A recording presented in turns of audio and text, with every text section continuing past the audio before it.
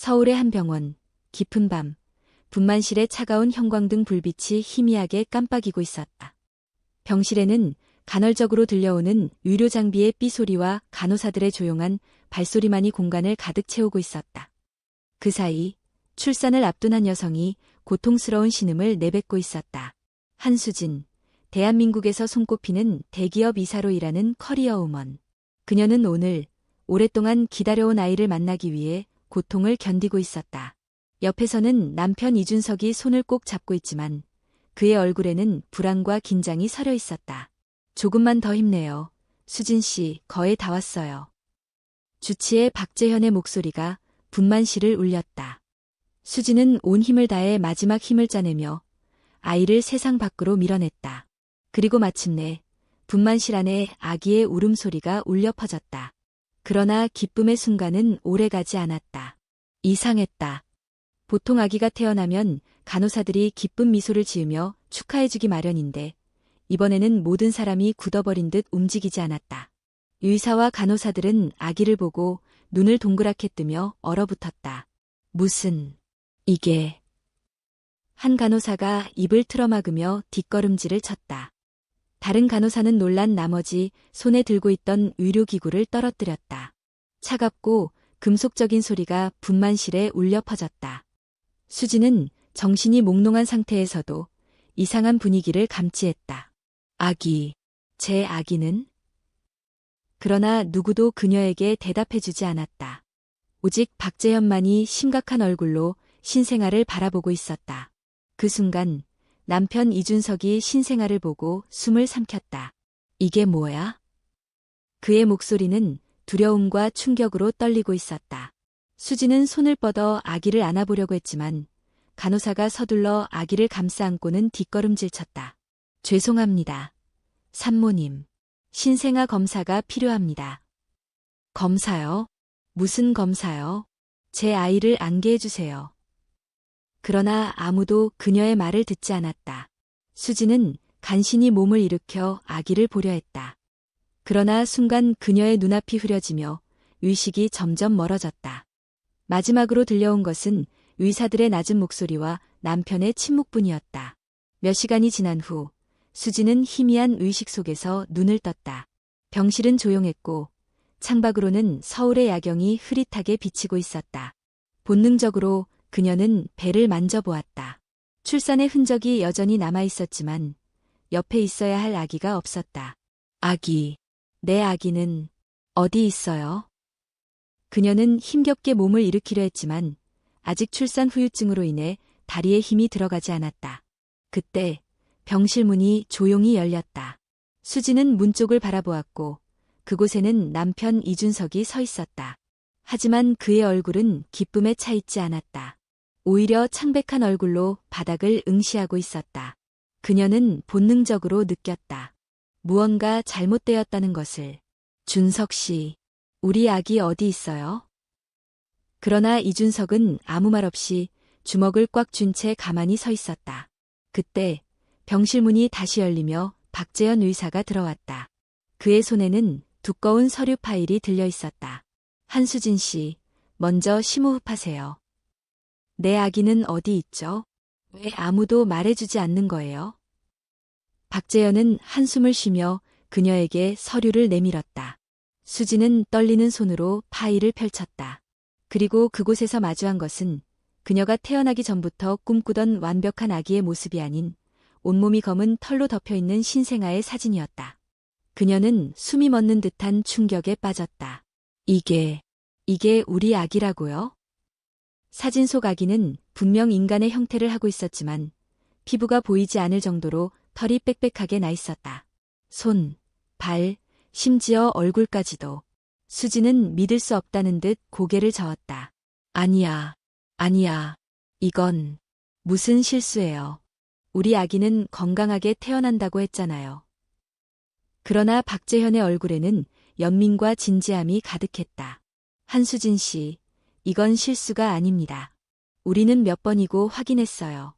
아이는 희귀한 유전 질환인 별표 전신다모증, 하이퍼트러코시스, 별표를 가지고 태어났습니다. 그 순간 수지는 숨이 막혀왔다. 병실의 공기가 한순간에 무거워졌다. 그러나 그보다 더 큰 충격은 남편의 반응이었다. 이준석은 사진을 보면서도 한마디도 하지 않았다. 그녀는 간절히 남편의 눈을 바라보며 물었다. 준석 씨, 그래도 우리 아이잖아요. 그러나 이준석은 입을 꾹 다문 채 한 걸음 뒤로 물러섰다. 나는 이걸 감당할 수 없어. 그가 힘겹게 뱉은 한마디는 수진의 심장을 조각내듯 내려앉게 만들었다. 뭐라고? 어머니가 말씀하셨어. 이 아이, 세상에 알려지면 안 된다고. 순간 수진의 머릿속이 하얘졌다. 그녀는 손을 꽉 쥐고 이를 악물었다.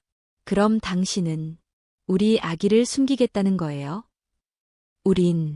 우리 가족은 이런 주목을 받을 수 없어. 이미 기자들이 병원에 몰려들고 있어. 어머니는 아이를 연구소에 보내서 치료받게 하자고 하셔. 순간 수진의 머릿속에서 무언가 끊어지는 소리가 들렸다. 연구소에 보낸다고? 그녀의 목소리는 점점 떨려갔다. 그게 무슨 뜻이에요? 내 아이를 실험 대상으로 만들겠다는 거예요? 이준석은 차마 대답하지 못하고 고개를 돌렸다. 그 순간 수진은 깨달았다. 이제 그녀는 혼자서라도 싸워야 한다는 것을. 병실 안은 무겁고 싸늘했다. 한수진은 남편 이준석의 말을 되새기며 억지로 침착함을 유지하려 했지만 손끝까지 떨리고 있었다. 그녀의 심장은 이미 무너지고 있었고 이준석의 침묵이 더욱 절망감을 키웠다. 연구소, 그녀는 다시 한번 되물었다. 우리 아이를 연구소에 보내겠다고? 이준석은 대답하지 않았다. 그는 여전히 고개를 숙인 채 손을 꽉 쥐고 있었다. 마치 자신의 선택이 올바르다고 확신하고 싶어하는 듯한 태도였다. 준석 씨, 대답해요. 그녀의 목소리는 낮았지만 분명한 분노가 실려 있었다. 그러나 이준석은 피곤한 얼굴로 한숨을 내쉬었다. 수진아, 나도 쉽지 않은 결정이었어. 결정. 수진은 비웃음을 터뜨렸다. 당신은 내 아이를 연구소로 보내기로 결정했어? 내 허락도 없이? 이제서야 이준석은 고개를 들어 그녀를 바라봤다. 그의 눈빛에는 연민과 동시에 확고한 단절이 담겨 있었다.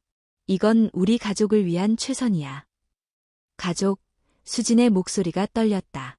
당신이 말하는 가족에 우리 아이는 포함되지 않는 거야. 이 아이는 평범하지 않아, 수진아. 만약 이 사실이 밖으로 알려지면. 그러니까 감춰야 한다는 거야. 이준석은 대답하지 않았다. 그것이 곧 답이었다. 그때 병실 문이 벌컥 열리며 한 사람이 성큼성큼 들어왔다. 이야기가 길어지는군. 수진은 고개를 돌렸고 그녀의 몸이 본능적으로 굳어졌다. 차지연, 이준석의 어머니였다. 차지연은 완벽한 외모와 기품을 갖춘 여성이었다. 대한민국 유력 그룹 중 하나인 차그룹의 회장이자 엄격한 가부장적 가치관을 가진 사람이었다.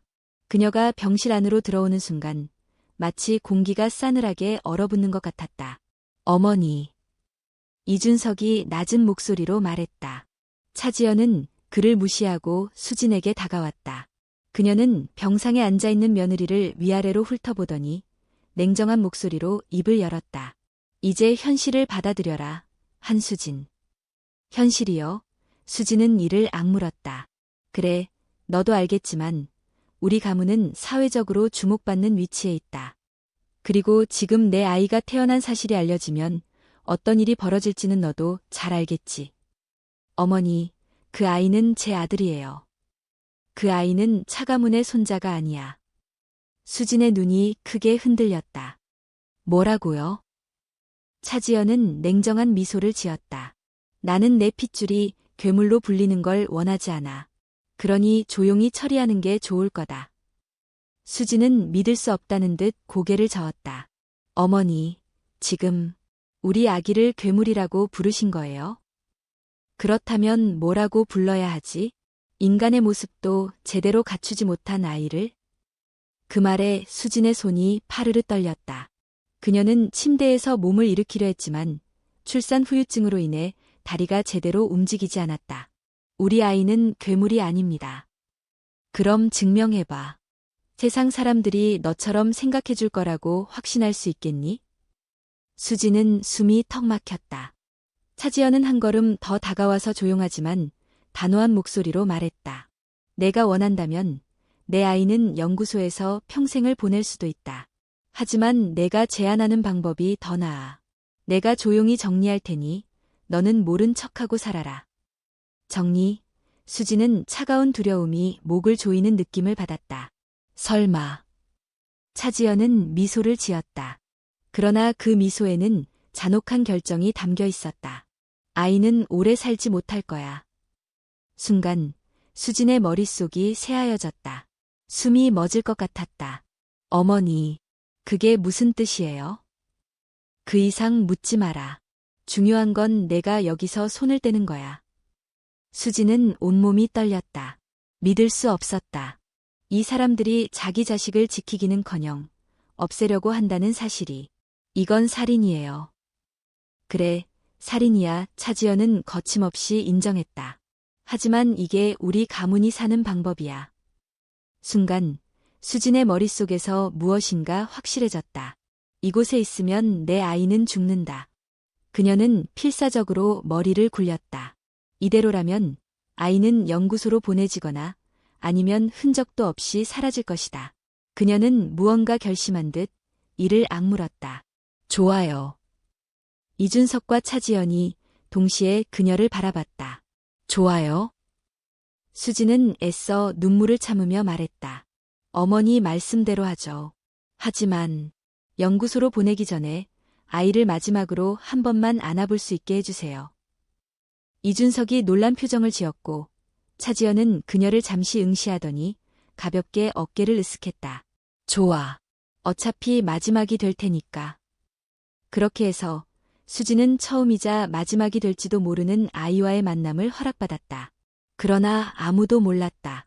그녀가 아이를 안고 도망칠 계획을 세우고 있다는 것을. 서울의 하늘은 흐렸고 차가운 바람이 창문을 때리고 있었다. 한수지는 병실 한쪽에서 주어진 시간만을 기다리고 있었다. 내 아이는 오래 살지 못할 거야.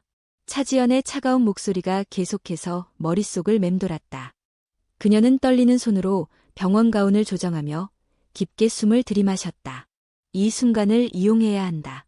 출산 후유증으로 몸은 여전히 무거웠지만 이곳에 오래 머물러선 안 된다는 사실만큼은 명확했다. 산모님, 준비되셨나요? 간호사가 조심스럽게 말을 걸었다. 그녀의 옆에는 하얀 천에 감싸인 작은 존재가 있었다. 수지는 애써 평정을 유지하며 고개를 끄덕였다. 네, 제 아이를 보여주세요. 간호사는 망설이는 듯했지만 결국 조심스럽게 천을 젖혔다. 그 순간 수진의 심장이 세차게 뛰었다. 작고 여린 몸, 그리고 검고 부드러운 털이 전신을 감싸고 있는 아이. 그녀는 숨을 삼켰다. 사진으로만 보던 그 모습이 실제로 눈앞에 있었다. 그러나 이상하게도 두려움이 아니라 따뜻함이 몰려왔다. 그녀의 아이. 누군가는 괴물이라고 했고 누군가는 감춰야 한다고 했다. 하지만 그녀의 눈앞에 있는 것은 세상 그 무엇보다 소중한 존재였다. 수지는 조심스럽게 손을 뻗어 아이를 품에 안았다. 우리 아기. 그녀의 목소리는 떨렸지만 손길은 한없이 부드러웠다. 아이는 어색한 듯 몸을 조금 움츠렸지만 곧 따뜻한 체온을 느끼고 조용히 숨을 골랐다. 너무 사랑스러워. 그러나 감상에 젖어 있을 시간이 아니었다. 수지는 단단히 결심했다. 이 아이를 데리고 이곳을 떠나야 한다. 그녀는 간호사의 눈을 조심스럽게 살폈다. 저 아이와 함께 잠시만 있을 수 있을까요? 간호사는 살짝 주저했지만 이내 고개를 끄덕였다. 네, 10분 정도 괜찮을 거예요. 간호사가 나가자마자 수지는 즉시 움직였다. 아이를 품에 꼭 안고 침대에서 몸을 일으켰다. 아직 몸이 무겁고 힘들었지만 멈출 수 없었다. 그녀는 문 쪽으로 조심스럽게 걸어갔다. 밖에 있는 간호사들이 방심하고 있는 틈을 타 그녀는 비상 계단 쪽으로 발걸음을 옮겼다. 그러나 바로 그때였다. 한수진 씨. 놀란 간호사의 목소리가 들렸고 곧이어 여러 명의 병원 직원들이 수진을 향해 달려오기 시작했다. 멈추세요. 지금 어디로 가시는 겁니까? 수진의 심장이 미친 듯이 뛰었다. 그녀는 망설일 틈도 없이 아이를 품에 안고 비상계단을 향해 전력으로 뛰기 시작했다. 그러나 출산 직후의 몸은 너무나 약했다. 숨이 차올랐고 다리가 풀릴 것 같았다. 그러나 멈출 수 없었다.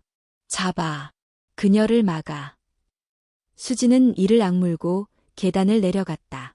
그리고 기적적으로 병원의 뒷문까지 도달할 수 있었다.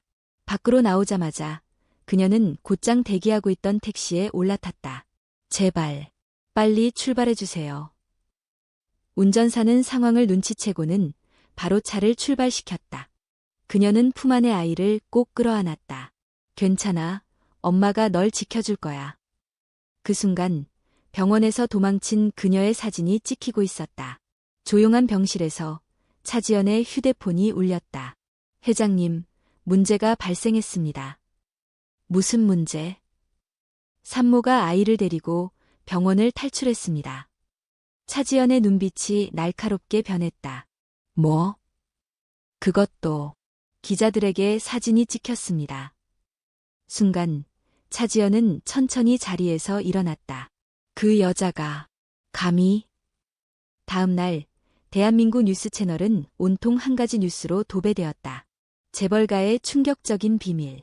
이준석의 아내, 출산 직후 아이를 데리고 도주. 신생아의 충격적인 모습 공개. 대한민국이 술렁인다. 이것은 유전적 돌연변이인가? 아니면 초자연적인 현상인가? 뉴스에서는 수진이 아이를 안고 병원을 탈출하는 사진이 대문짝만하게 보도되었다. 댓글창은 뜨겁게 달아올랐다. 까만 말풍선 와. 진짜 괴물처럼 생겼네. 까만 말풍선 이준석 부인. 멘탈 나갔나 봄에 도망치냐고? 까만 말풍선 이건 병이 아니라 저주야. 까만 말풍선 아이를 보호해야 해. 왜 다들 저렇게 잔인하지? 각종 인터넷 커뮤니티와 SNS는 괴물의 아이라는 키워드로 뒤덮였다. 그 순간 한 가지 뉴스가 또다시 터졌다. 병원 내부 관계자 폭로, 재벌가, 아이를 비밀리에 없애려 했다. 모든 것이 밝혀졌다. 대한민국 전체가 이제 수진과 아이를 주목하기 시작했다. 그리고 이 모든 것을 지켜보던 차지연은 차가운 미소를 지었다. 좋아, 한수진. 내가 선택한 길이 어떤 결과를 가져오는지 지켜보자. 폭풍은 이제 막 시작되었을 뿐이었다. 도망친 지 이틀이 지났다. 한수진은 초조한 마음으로 창문 너머를 바라보았다. 그녀는 서울에서 벗어나 외곽 지역의 한 허름한 모텔에 몸을 숨기고 있었다. 창밖으로는 새벽녘의 희미한 불빛이 비치고 있었고 거리는 조용했다. 그러나 그녀의 마음은 전혀 조용하지 않았다. 그녀는 침대 한쪽에 조심스럽게 놓인 작은 요람을 바라보았다. 그 안에서 아기가 고요히 잠들어 있었다. 아직도 작은 손, 작은 몸, 그리고 부드럽지만 짙은 털이 그녀의 가슴을 아프게 했다. 세상은 이 아이를 거부했다. 하지만 수지는 그럴 수 없었다. 엄마가 꼭 지켜줄게. 그녀는 아이의 얼굴을 어루만지며 속삭였다. 그러나 그 순간 그녀의 휴대폰이 갑자기 진동했다. 수지는 깜짝 놀라 화면을 확인했다. 발신인은 이준석이었다. 한동안 망설이던 그녀는 결국 전화를 받았다. 수진아. 전화기 너머의 그의 목소리는 예상보다 더 피곤하고 무거웠다. 나랑 이야기 좀 하자. 수진은 차갑게 입을 열었다. 더 이상 할 말 없어. 당신이 선택한 길과 내가 선택한 길은 다르니까. 수진아, 이건 오해야. 나는 너와 아이를 해치려는 게 아니었어. 그럼 뭔데? 그녀는 단호하게 물었다. 연구소에 보내서 치료한다는 게? 그게 우리 아이를 위한 거라고 생각했어? 이준석은 잠시 침묵했다. 그리고 한숨을 내쉬었다. 솔직히 말할게. 나도 두려웠어. 두려웠다고. 수지는 분노가 치밀어 올랐다. 당신은 두려워서 아이를 포기하고 연구소에 넘기고 심지어 어머니가 없애려고 하는 걸 알면서도 침묵했어. 그게 당신이 한 선택이야. 나는. 그게 우리가 함께 꿈꿨던 가족의 모습이었어? 그녀의 목소리가 떨렸지만 흔들리지 않았다. 준석 씨, 당신은 우리를 버렸어. 그 말에 이준석은 아무 대답도 하지 않았다. 그러나 다음 순간 그의 목소리가 더욱 낮아졌다.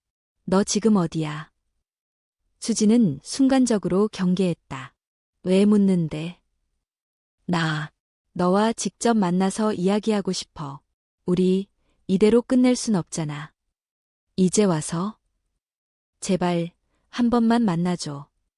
수지는 갈등했다. 그녀는 더 이상 이준석을 믿을 수 없었다. 하지만 한편으로는 이대로 모든 걸 끝내기엔 너무 많은 감정이 남아 있었다. 그녀는 마침내 결정을 내렸다. 좋아. 하지만 사람 많은 곳에서 만나. 알았어. 내일 오후 한강공원에서 보자. 전화를 끊은 후에도 그녀의 가슴은 불안하게 뛰고 있었다. 무언가가 잘못될 것 같았다. 다음 날 한강공원. 수지는 깊은 숨을 들이마시며 주위를 살폈다. 한강공원은 한적했고 평범한 시민들이 조깅을 하거나 자전거를 타고 있었다. 그녀는 두꺼운 외투 속에 아기를 품고 조심스럽게 걸음을 옮겼다. 멀리서 이준석이 보였다. 그는 말쑥한 정장을 입고 있었다. 하지만 얼굴은 이전보다 더 초췌해 보였다. 그녀는 경계를 늦추지 않은 채 다가갔다. 말해봐. 이준석은 깊은 한숨을 내쉬었다. 수진아, 우리 다시 시작할 순 없을까? 그 말에 수지는 황당하다는 표정을 지었다. 뭐? 이제 모든 걸 정리하고 그냥 우리 가족을 다시 만들자. 웃기지 마. 그녀는 단호하게 잘라 말했다. 그럴 생각이었으면 처음부터 우리를 버리지 않았겠지. 난 후회해. 후회해? 수지는 차갑게 웃었다. 당신이 후회하는 건 가족이 아니라 당신이 보호해야 했던 걸 지키지 못했다는 사실이 드러난 거겠지. 이준석은 아무 말도 하지 못했다. 그러나 바로 그때 멀리서 수상한 검은색 차량이 다가오는 것이 보였다. 수지는 순간적으로 직감했다. 더디였다. 설마. 그녀가 조용히 중얼거리는 순간 차 문이 열리며 몇 명의 남자들이 뛰어내려왔다. 수진아, 미안해. 이준석이 말했다. 뭐? 이게 최선이야. 그 순간 남자들이 그녀를 향해 다가왔다. 한수진 씨, 저희와 함께 가셔야겠습니다. 그녀는 순간적으로 뒤로 물러났다. 당신들, 차지연 씨가 보낸 거야? 그들은 대답하지 않았다. 그러나 그녀는 이미 알고 있었다. 이준석은 자신을 불러내 함정에 빠뜨린 것이었다. 이준석, 당신 정말로. 미안해. 하지만 이렇게라도 해야 해. 그는 괴로운 표정을 지었지만 수진이 보기에는 그것조차도 변명처럼 느껴졌다. 당신은 끝까지 이럴 거야. 이건 너를 위한 거야. 아니. 그녀는 이를 악물었다. 이건 나를 위한 게 아니라 당신과 당신 가족을 위한 거겠지. 그녀는 뒤돌아 뛰기 시작했다. 그러나 남자들이 그녀를 쫓아왔다. 잡아. 수지는 온 힘을 다해 도망쳤다.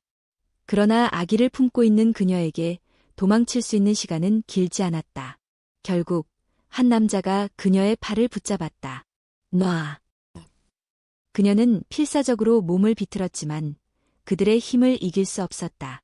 그 순간 공원 한편에서 누군가 소리쳤다. 거기서 뭐 하는 거야? 사람들의 시선이 집중되었고 몇몇 시민들이 핸드폰을 꺼내 촬영을 시작했다. 남자들은 당황했다. 이거 불법 아니야? 저 여자 납치당하는 것 같은데? 몇몇 시민들이 다가오자 남자들은 망설였다. 그리고 바로 그 틈을 타서 수지는 온 힘을 다해 팔을 뿌리치고 도망쳤다. 그녀는 빠르게 군중 속으로 몸을 숨겼다. 뒤에서 이준석이 다급하게 외쳤다. 수진아, 제발 그냥 나랑 가자. 그러나 수지는 단 한 번도 뒤를 돌아보지 않았다. 그녀는 품속의 아기를 덮고 가누며 다짐했다. 더 이상 누구도 믿을 수 없다. 이제 그녀는 혼자서라도 이 아이를 지켜야 한다. 한수진은 빠르게 발걸음을 옮겼다. 한강공원의 인파 속으로 몸을 숨기며 필사적으로 도망쳤다. 가슴이 쿵쾅거리고 숨이 턱까지 차올랐지만 멈출 수 없었다. 그녀의 품속에는 작은 생명이 있었다. 엄마가 널 지켜줄게. 무슨 일이 있어도. 뒤를 힐끗 돌아보았다. 이준석과 그 남자들은 여전히 그녀를 찾고 있었다. 그들은 서둘러 공원 여기저기를 수색하며 핸드폰으로 어디론가 전화를 걸고 있었다. 그들이 이렇게까지 한다는 건 단순히 설득하려는 게 아니라 강제로라도 아이를 데려가려 한다는 뜻이었다. 수지는 이를 악물었다. 여기서 멀리 떠나야 해. 그러나 문제는 돈이었다. 그녀는 황급히 주머니를 뒤졌지만 급하게 도망치느라 지갑조차 챙기지 못했다. 오직 가지고 있는 것은 휴대폰과 병원에서 나올 때 간호사가 챙겨준 소량의 현금뿐이었다. 이 돈으로 얼마나 버틸 수 있을까? 고민할 시간이 없었다. 그녀는 급히 길을 건너 작은 카페로 들어갔다. 사람들로 북적이는 공간에서 몸을 숨기며 급하게 전화를 걸었다. 받아줘. 제발 받아줘. 그녀가 연락할 수 있는 유일한 사람이었다. 몇 초 후 상대방이 전화를 받았다. 수진아. 박재현이었다. 박 교수님, 도와주세요. 그녀의 목소리는 간절했다. 나와 아이를 데려가려는 사람들이 있어요. 병원에서도 도망쳤는데 이제 어디로 가야 할지 모르겠어요. 박재현은 한동안 말이 없었다. 그리고 낮은 목소리로 말했다. 지금 어디야? 한강 근처예요. 사람들이 많아서 잠깐 몸을 숨겼어요. 거기 있으면 안 돼. 곧 기자들도 몰려올 거야. 경찰이 널 찾기 시작할 수도 있어. 경찰이요?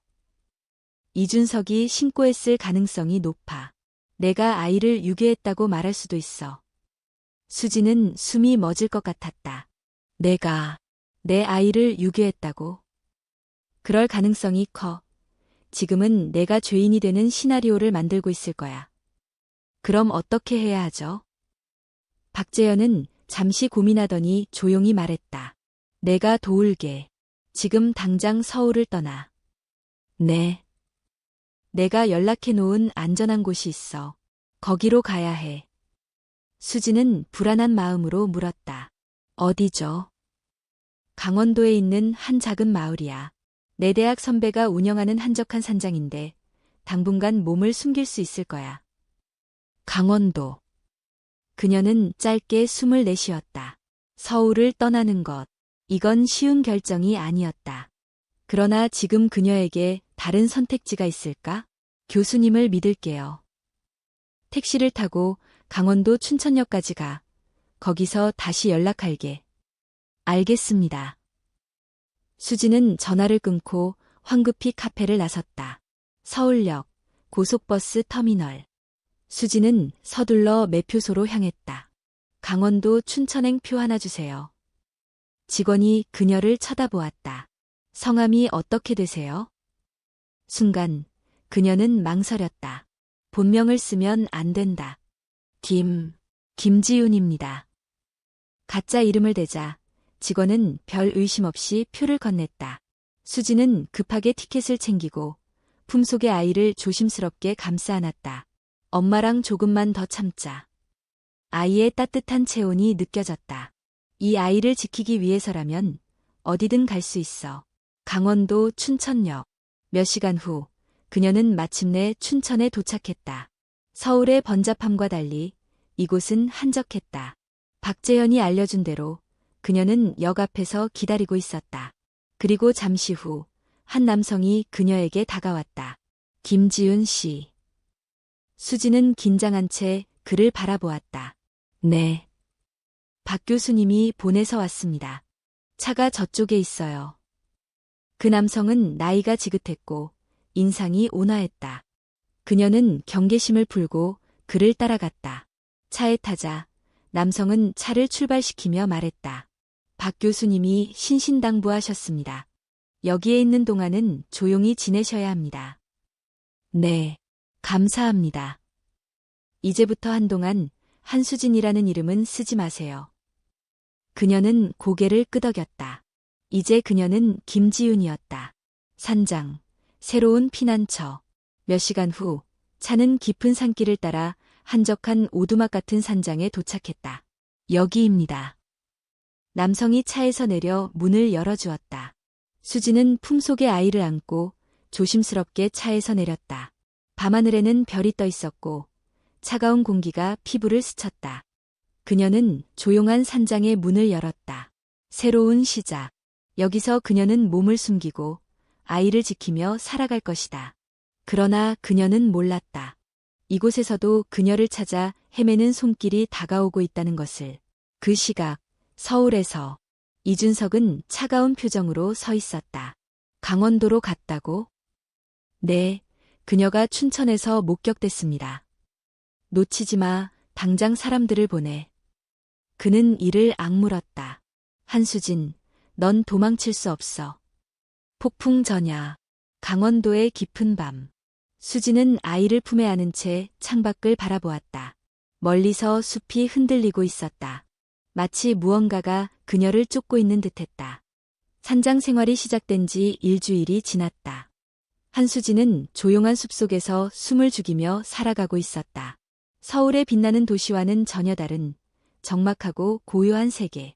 그녀는 매일 새벽 일어나 아이를 돌보고 간단한 식사를 준비한 후 하루를 보냈다. 이곳에서는 아무도 그녀를 찾지 않았고 아무도 그녀를 신문하지 않았다. 그러나 그녀는 알고 있었다. 이 평온함이 영원히 지속될 수는 없다는 것을. 아이의 변화. 어느 날 아침, 수지는 아이를 조심스럽게 안아들었다. 그리고 그 순간 그녀는 깜짝 놀랐다. 아기의 몸에서 털이 빠져나가고 있었다. 처음에는 작은 변화였다. 아이의 팔과 다리를 덮고 있던 거친 털이 점점 부드러워지고 일부는 아예 사라지고 있었다. 그녀는 손끝으로 아이의 피부를 살며시 만져보았다. 분명하다.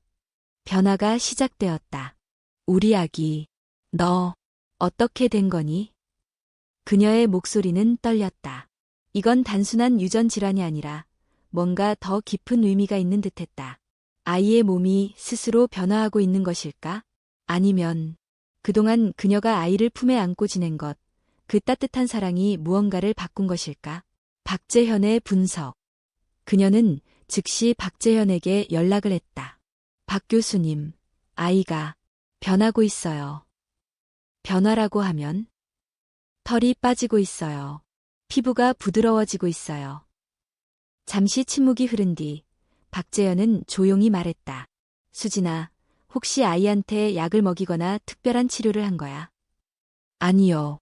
그냥 매일 안아주고 따뜻하게 감싸줬어요. 그렇다면 박재현은 낮은 목소리로 중얼거렸다. 어쩌면 이건 단순한 돌연변이가 아닐 수도 있어. 네. 나는 처음부터 의심했어. 이건 단순한 유전 질환이 아니라 아이의 신체가 특정한 환경에 반응하고 있는 걸지도 몰라. 그게 무슨 뜻이에요? 너와 아이가 강한 유대감을 형성하면서 아이의 몸이 자연스럽게 변화하고 있다는 거야. 그럴 수 있어요? 박재현은 한숨을 쉬며 말했다. 우리는 인간의 몸이 어떻게 환경에 적응하는지 아직 완벽하게 이해하지 못해. 하지만 만약 내 아이가 단순한 유전적 이상이 아니라 인간의 또 다른 진화의 형태라면. 수지는 숨을 삼켰다. 진화. 그녀는 아이를 다시 내려다보았다.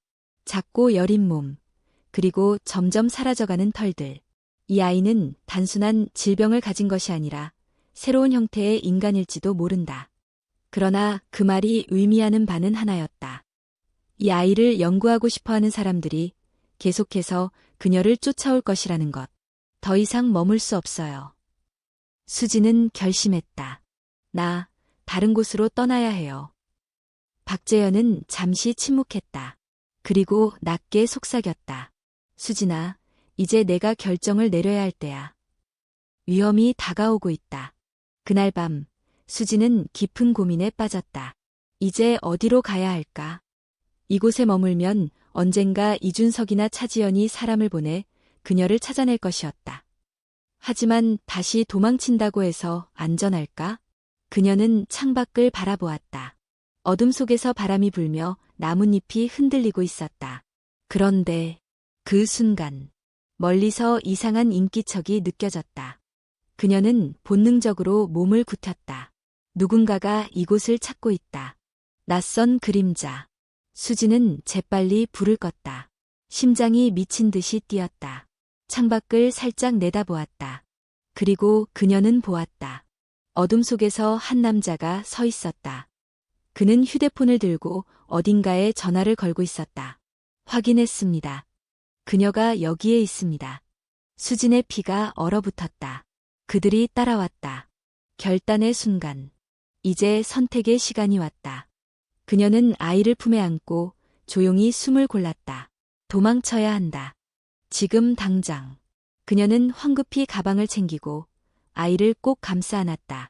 이제 더 이상 머뭇거릴 시간이 없었다. 이제는 새로운 도망이 시작될 시간이었다. 한수진은 숨을 죽이며 가방을 조용히 들었다. 밖에서는 남자의 낮은 목소리가 들려왔다. 확인했습니다. 그녀가 여기에 있습니다. 그녀의 심장은 미친 듯이 뛰었다. 창문 너머 어둠 속에서 남자의 형체가 또렷이 보였다. 그는 휴대폰을 귀에 댄 채 주변을 살피고 있었다. 이준석의 사람들이야. 그녀는 이를 악물었다. 이미 예상했던 일이었다. 서울을 떠난다고 끝나는 게 아니었다. 그들은 반드시 그녀를 찾아낼 것이었다. 그러나 지금은 고민할 시간이 없었다. 무조건 도망쳐야 한다.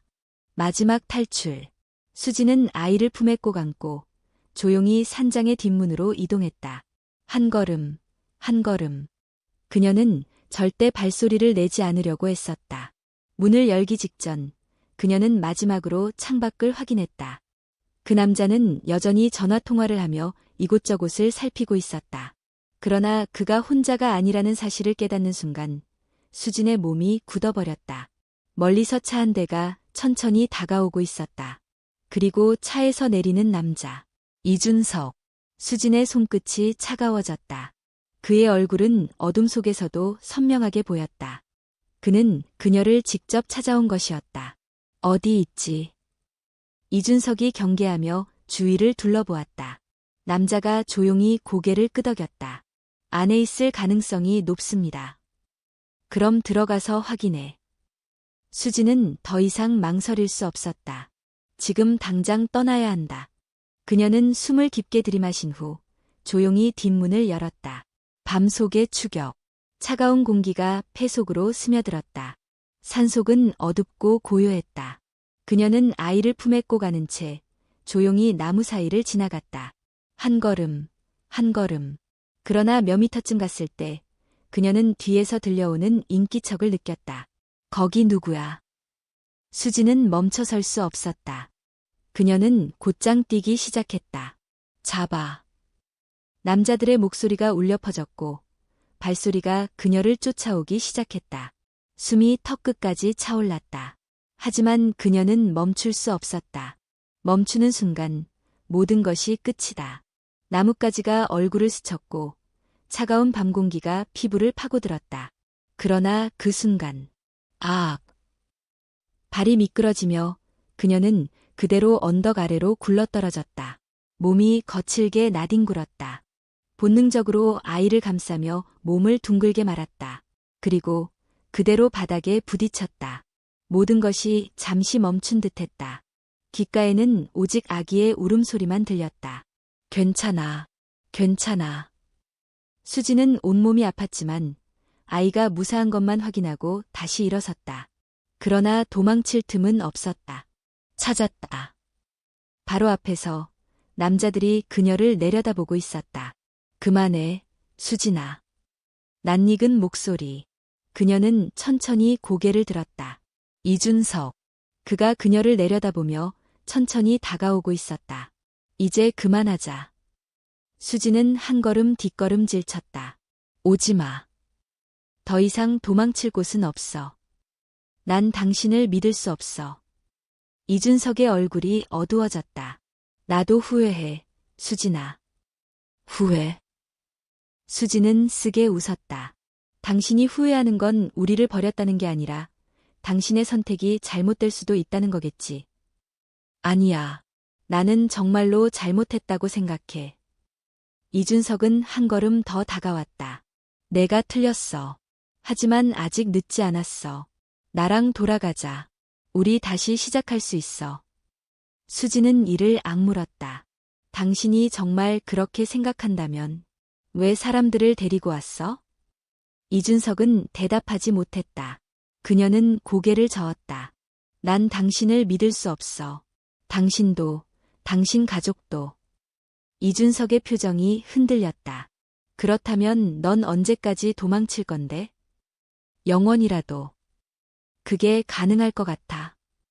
그는 차갑게 말했다. 이 아이가 계속 이렇게 살길 바라는 거야. 수진의 손이 떨렸다. 우리 가족을 원한다면 다시 집으로 돌아와. 가족. 그녀는 차가운 눈빛으로 말했다. 당신이 말하는 가족에는 우리 아이가 포함되어 있지 않아. 아니야. 이제는 달라. 아니. 수지는 고개를 저었다. 당신은 여전히 이 아이를 지켜줄 생각이 없어. 난 그런 곳으로 돌아갈 수 없어. 이준석은 한숨을 내쉬었다. 그렇다면 방법은 하나뿐이야. 그는 손짓을 했다.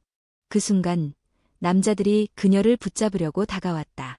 안 돼. 수지는 소리를 질렀다. 그러나 이미 2명의 남자가 그녀의 양팔을 붙잡았다. 이준석, 제발 그만해. 그러나 그는 단호한 얼굴로 말했다. 널 데려갈 수밖에 없어. 수지는 이를 악물었다. 그러나 그 순간, 놓으세요. 어디선가 낯익은 목소리가 들렸다. 수지는 깜짝 놀라 고개를 돌렸다. 박재현이었다. 그는 숨을 헐떡이며 그녀를 향해 달려오고 있었다. 박 교수님. 그 여자를 놓으세요. 남자들이 당황하며 머뭇거리는 사이 박재현은 재빨리 수진에게 다가왔다. 괜찮아? 수진은 숨을 헐떡이며 고개를 끄덕였다. 그러나 그 순간 이준석이 낮게 중얼거렸다. 당신은 또 뭔데 끼어드는 거야? 박재현은 차갑게 말했다. 이 아이는 연구 대상이 아니라 한 명의 인간입니다. 누가 연구 대상으로 본대. 그렇다면 이렇게까지 집착하는데? 이준석은 아무 말도 하지 않았다. 그러나 그 침묵 속에서 수지는 확신했다. 그는 아직도 자신을 믿지 않았다. 이제 더 이상 말이 필요 없었다. 수지는 아이를 품에 꼭 안았다. 그리고 결심했다. 이준석과는 완전히 끝이다. 내 앞에서 사라져. 그녀는 마지막으로 말했다. 다시는 우리를 찾지 마. 그 순간 이준석의 표정이 일그러졌다. 그러나 그는 더 이상 붙잡지 않았다. 박재현이 그녀를 데리고 서둘러 자리를 떠났다. 그녀는 다시 한번 도망쳤다. 그러나 이번에는 다시는 뒤돌아보지 않을 것이다. 도망치는 삶이 반복되었다. 한수진은 박재현의 도움으로 또 다른 피난처로 몸을 옮겼다. 이번에는 강원도를 떠나 서울에서 멀리 떨어진 남쪽 해안 마을이었다. 고요한 어촌 마을. 외부인이 많지 않은 곳이었고 그녀는 작은 게스트하우스를 빌려 몸을 숨길 수 있었다. 그러나 평온함도 오래가지 않았다. 이준석과 차지연은 그녀를 포기하지 않았다. 그리고 이번에는 단순한 추적이 아니라 여론을 이용한 압박이 시작되었다. 뉴스보도 아이를 위험에 빠뜨린 어머니. 오늘의 속보입니다. 재벌 2세 이준석 씨의 아내였던 한수진 씨가 자신의 신생아를 데리고 도망친 사건이 발생했습니다. TV 화면에는 한수진이 병원에서 도망치는 CCTV 영상이 재생되고 있었다. 이준석 씨 측은 한수진이 정신적으로 불안정한 상태에서 아이를 데리고 도주했으며 현재 아이의 안전이 걱정된다고 발표했습니다. 이어 화면이 전환되며 한 전문가가 등장했다. 신생아는 보호와 치료가 필요합니다. 하지만 현재 한수진 씨가 아이를 데리고 도주한 상태라면 아이에게 적절한 의료적 조치가 이루어질 수 없는 상황입니다. 그렇다면 아이가 위험에 처해 있을 가능성도 있겠군요. 그렇습니다. 신생아는 면역력이 약하고 특히 희귀 질환을 가지고 있다면 의료진의 지속적인 관리가 필요합니다. 한수진 씨가 감정적으로 흥분된 상태에서 아이를 키우고 있다면 심각한 문제가 발생할 수도 있습니다. 기자의 표정이 심각해졌다. 그렇다면 경찰이 개입해야 한다는 의견도 나오고 있습니다. 네, 현재 경찰은 한수진 씨와 아이의 소재를 파악 중이며 법적 조치를 고려하고 있습니다. 수진의 손이 덜덜 떨렸다. 이건 말도 안 돼. 그녀는 뉴스 화면을 바라보며 충격에 빠졌다. 그들은 그녀를 정신적으로 불안정한 위험한 어머니로 몰아가고 있었다. 그리고 아이를 구실로 삼아 그녀를 법적으로 압박하려 하고 있었다. 인터넷 반응, 대한민국이 들썩이다. 까만 말풍선 이거 유괴하냐? 애한테 무슨 짓을 하려고 도망친 거야? 까만 말풍선 엄마가 불안정한 것 같은데 아이를 보호해야 하는 거 아닌가? 까만 말풍선 근데 이준석 집안이 조용히 덮으려는 거 보니까 뭔가 더 큰 비밀이 있는 거 아님? 까만 말풍선 기자들이 얼굴 공개한 거 봤음? 완전 충격적이야. 인간 맞아. 각종 인터넷 커뮤니티와 SNS는 괴물의 아이라는 키워드로 도배되고 있었다. 사람들은 그녀를 동정하는 것처럼 보이면서도 동시에 아이를 특이한 존재로 취급하며 호기심을 가졌다. 그녀는 주먹을 꽉 쥐었다. 이건 단순한 관심이 아니었다. 이건 사냥이었다. 경찰의 개입 체포 위기. 며칠 후 그녀는 박재현에게서 다급한 전화를 받았다. 수진아, 큰일이야. 경찰이 너를 체포하려 하고 있어. 뭐라고요? 이준석 측에서 아이를 위험에 빠뜨린 어머니라는 이유로 정식으로 고소했어. 너한테 아동 유기 혐의를 씌우려는 거야. 수진은 피가 얼어붙었다. 하지만 내가 아이를 위험하게 한 적이 없어요. 그건 우리만 아는 사실이지. 하지만 여론이 이미 너를 몰아가고 있어. 경찰이 개입하면 넌 체포될 거고 아이는 강제로 분리될 거야. 그럴 순 없어요. 그러니까 당장 움직여야 해. 경찰이 이미 너를 찾고 있을 가능성이 높아. 수진은 순간적으로 창밖을 내다보았다. 그리고 심장이 멎을 것 같았다. 멀리서 낯선 남자들이 그녀가 머물고 있는 게스트하우스를 바라보고 있었다. 그들은 이미 그녀의 위치를 파악하고 있었다. 젠장. 그녀는 핸드폰을 꽉 쥐었다. 교수님, 더 이상 선택의 여지가 없어요. 무슨 뜻이야? 세상 앞에 나설게요. 박재현이 놀란 듯한 목소리로 말했다. 수진아, 그건 위험해. 여론이 지금 너를 적으로 몰고 있어. 하지만 내가 계속 도망친다고 해결되는 문제가 아니에요. 이젠 내가 직접 말해야 해요. 그녀는 눈을 감았다. 이제 그녀가 직접 싸울 차례였다. 기자회견 후 진실을 밝히다. 다음 날 대한민국 주요 뉴스 채널은 긴급 속보를 전했다. 한수진, 직접 입을 열다. 오늘 오후 공식 기자회견 예정. 기자들은 일제히 그녀의 행방을 추적했고 그녀가 서울로 돌아왔다는 소식이 퍼졌다. 그리고 마침내 기자회견장. 수많은 카메라와 기자들이 모여 있었고 대한민국 전체가 그녀의 말을 기다리고 있었다. 수진은 단상에 섰다. 그녀는 마이크를 잡고 천천히 입을 열었다. 저는 지금까지 도망치며 살아왔습니다. 하지만 더 이상 침묵하지 않겠습니다. 제가 도망친 이유는 단 하나입니다. 제 아이를 지키기 위해서입니다. 그 아이는 병에 걸린 것이 아닙니다. 그 아이는 저주받은 것도 아닙니다. 그 아이는 그냥 제 소중한 아들입니다. 그런데도 세상은 저를 비난하고 제 아이를 괴물 취급하고 있습니다. 저는 묻고 싶습니다. 아이가 다르다는 이유만으로 세상에서 사라져야 하나요? 기자들은 조용해졌다. 그녀는 말을 이었다. 제가 정신적으로 불안정하다는 루머를 퍼뜨리는 사람들이 있습니다. 하지만 저는 지금 이 자리에서 분명히 말씀드립니다. 저는 제 아이를 포기하지 않습니다. 그 순간 누군가 질문을 던졌다. 한수진 씨, 아이의 상태에 대해 좀 더 설명해 줄 수 있나요? 그녀는 숨을 깊게 들이마셨다. 그리고 마침내 기자회견장 스크린에 그녀가 준비한 사진이 띄워졌다. 아이의 변화. 몸을 덮고 있던 털이 사라지고 점점 평범한 신생아의 모습으로 변해가는 사진들. 기자들이 술렁였다. 이건 무슨 뜻이죠? 수지는 단호하게 말했다. 제 아이는 변하고 있습니다. 그리고 저는 확신합니다. 이 아이는 단순한 돌연변이가 아닙니다. 그렇다면? 그녀는 눈을 똑바로 들었다. 이 아이는 인간의 새로운 가능성입니다. 순간 기자회견장이 술렁였다. 세상은 이제 완전히 새로운 국면으로 접어들었다. 기자회견이 끝난 직후 대한민국은 말 그대로 폭발했다.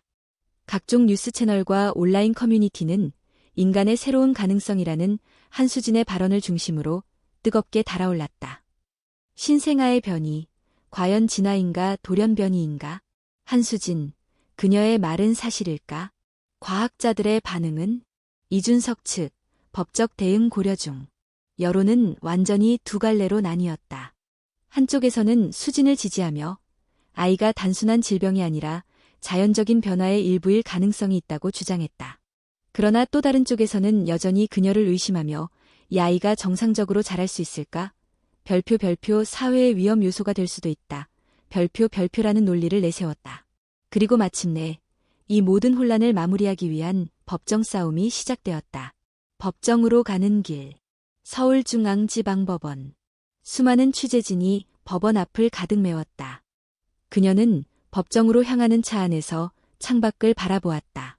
기자들, 플래시, 그리고 그녀를 지켜보는 수많은 눈. 그녀는 조용히 눈을 감았다. 이제 모든 걸 걸어야 한다. 옆자리에는 박재현이 앉아 있었다. 긴장돼? 수지는 깊은 숨을 내쉬었다. 아니요. 오히려 이제 끝을 볼 수 있다는 생각이 들어요. 박재현은 조용히 고개를 끄덕였다. 이번 재판이 내 아이의 운명을 결정할 수도 있어. 끝까지 준비해야 해. 수지는 굳게 다짐했다. 나는 포기하지 않는다. 절대. 재판의 시작. 아이의 미래를 두고 벌어지는 공방. 재판이 시작되자 법정은 팽팽한 긴장감으로 가득 찼다. 이준석 측의 변호사가 먼저 입을 열었다. 존경하는 재판장님, 한수진 피고인은 정신적으로 불안정한 상태에서 아이를 유괴하고 유료적 보호를 거부했습니다. 아이의 건강과 안전을 위해 친부인 이준석 씨가 친권을 행사해야 합니다. 법정이 웅성였다. 수지는 이를 악물었다. 그러나 그녀의 변호사는 침착하게 반박했다. 한수진 씨는 유괴범이 아닙니다. 오히려 그녀는 아이가 실험 대상이 되는 것을 막기 위해 도망쳤을 뿐입니다. 실험 대상이라뇨? 이 아이가 태어나자마자 이준석 측과 차지현 회장은 아이를 연구소로 보내려 했습니다. 그리고 그 과정에서 한수진 씨는 아이를 보호하기 위해 어쩔 수 없이 떠날 수밖에 없었습니다. 이준석의 변호사는 비웃었다. 말도 안 되는 음모론이군요. 증거가 있습니까? 그 순간 박재현이 자리에서 일어났다. 증거라면 있습니다.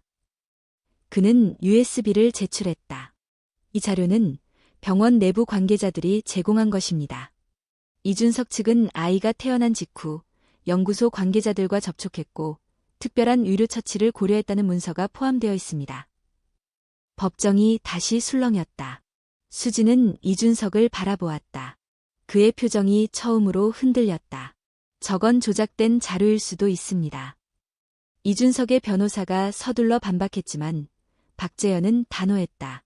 만약 조작이라면 관련된 병원 관계자들과 연구소 인원들을 증인으로 세우겠습니다. 그리고 그는 천천히 말을 이었다.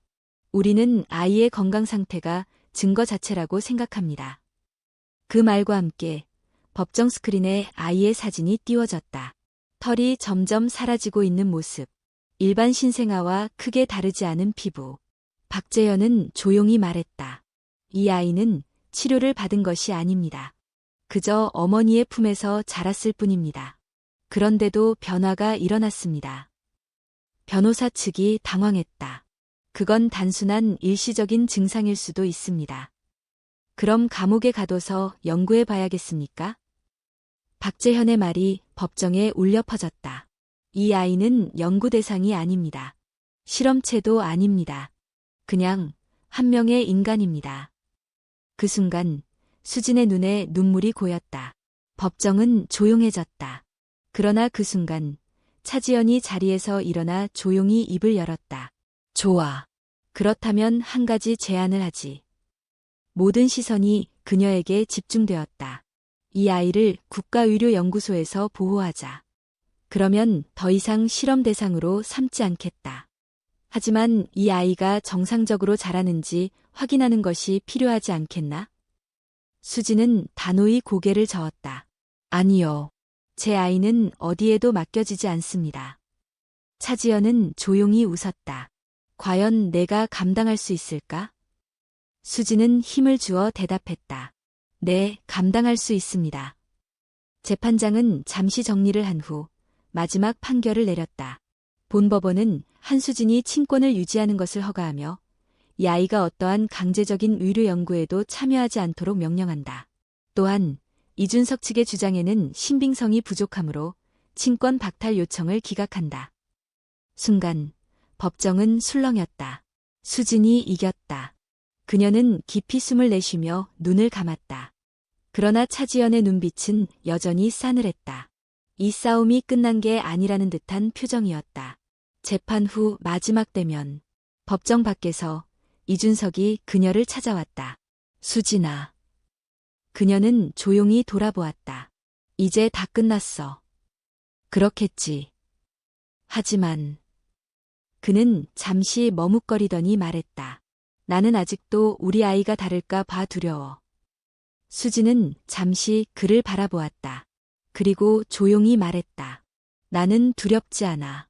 그리고 두려움 때문에 아이를 포기하는 부모가 되지 않을 거야. 그녀는 아이를 품에 안고 돌아섰다. 이준석은 그녀를 붙잡지 않았다. 그녀는 더 이상 도망치는 여자가 아니었다. 이제 그녀는 당당한 어머니였다. 결국 아이의 운명을 결정하는 것은 세상이 아니라 그를 사랑하는 사람이었다. 그리고 한수진은 끝까지 그 사랑을 지키기로 했다. 재판이 끝난 후 세상은 더 이상 한수진과 그녀의 아이를 향해 돌을 던지지 않았다. 법원의 판결이 내려진 후 여론은 빠르게 변하기 시작했다. 한수진, 그녀는 정말 아이를 지키기 위해 싸운 어머니였다.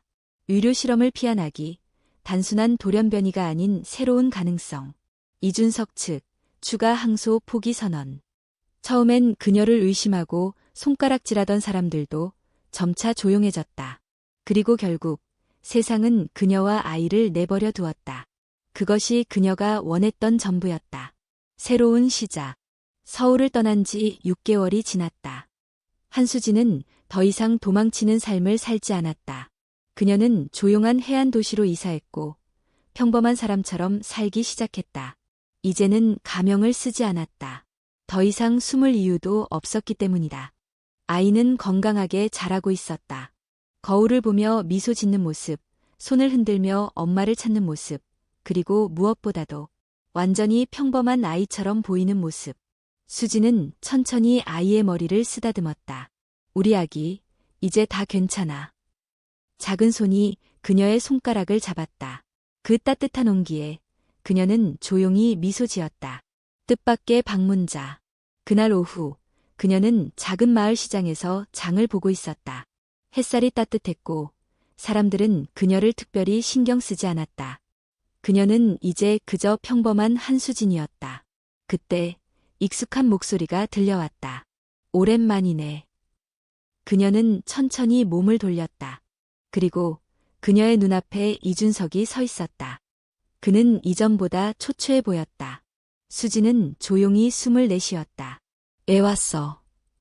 그냥 보고 싶었어. 보고 싶었다고? 수지는 쓴웃음을 지었다. 지금 와서 그런 말이 무슨 의미가 있는데? 나도 몰라. 그냥 너와 아이가 잘 지내는지 궁금했어. 이준석의 눈빛은 흔들리고 있었다. 그는 한 걸음 다가왔다. 아이를 봐도 될까? 수지는 순간 망설였다. 그러나 결국 그녀는 천천히 대답했다. 잠깐이면. 그녀는 유모차 덮개를 살짝 걷었다. 그 안에서 아이가 조용히 잠들어 있었다. 이준석은 가만히 아이를 내려다보았다. 그의 손이 미세하게 떨렸다. 정말 평범해졌네. 그래. 결국 아무 문제 없었어. 이준석은 짧게 웃었다. 나는 그걸 믿지 못했어. 그래서 내가 옳았어. 수지는 아무 말도 하지 않았다. 그는 한동안 아이를 바라보더니 천천히 고개를 들었다. 난 용서받을 수 없겠지? 수지는 눈을 감았다가 떴다. 그리고 담담하게 말했다. 나는 널 원망하지 않아. 에이. 하지만 우리가 다시 함께할 수도 없어. 이준석은 씁쓸한 미소를 지었다. 알아. 이미 늦었다는 거. 그는 마지막으로 아이를 한 번 더 바라보았다. 그리고 조용히 말했다. 행복하길 바라. 그는 더 이상 붙잡지 않았다. 그저 조용히 돌아섰다. 수지는 그의 뒷모습을 바라보다가 다시 유모차를 밀었다. 그녀의 길과 그의 길은 이제 완전히 갈라졌다. 마지막 선택. 그날 밤 바닷바람이 창문을 흔들었다. 수지는 창가에 앉아 조용히 커피를 마셨다. 창밖에는 별이 반짝이고 있었다. 그녀는 천천히 아이를 내려다보았다. 작은 가슴이 천천히 오르내리며 깊이 잠든 모습. 그녀는 살며시 손을 내밀어 아이의 손을 잡았다. 그리고 조용히 속삭였다. 내가 어떤 모습이든 어떤 존재든 나는 항상 내 편이야. 그 순간 아이가 미소를 지으며 그녀의 손가락을 꼭 쥐었다. 그녀는 웃음을 터뜨렸다. 그것이면 충분했다. 시간이 흘러 몇 년 후, 한 초등학교 교실. 아이들이 교실에서 웃으며 뛰어놀고 있었다. 그들 사이에서 한 아이가 환하게 웃고 있었다. 그 아이는 다른 아이들과 다를 것 없이 밝고 건강하게 자라고 있었다. 그리고 교실 밖에서 한 여자가 조용히 아이를 지켜보고 있었다. 바로 한수진이었다. 그녀는 미소를 지으며 조용히 속삭였다. 내가 세상과 잘 어울려 살아가는 것, 그것만으로도 충분해. 그녀는 아이를 바라보며 천천히 돌아섰다. 더 이상 두려워하지 않는 당당한 발걸음으로. 그렇게 그녀와 아이의 이야기는 끝이 아니라 새로운 시작을 맞이했다. 그녀는 더 이상 도망치는 사람이 아니었다. 그리고 아이는 더 이상 숨겨야 할 존재가 아니었다.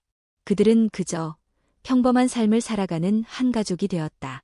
그것이면 충분했다.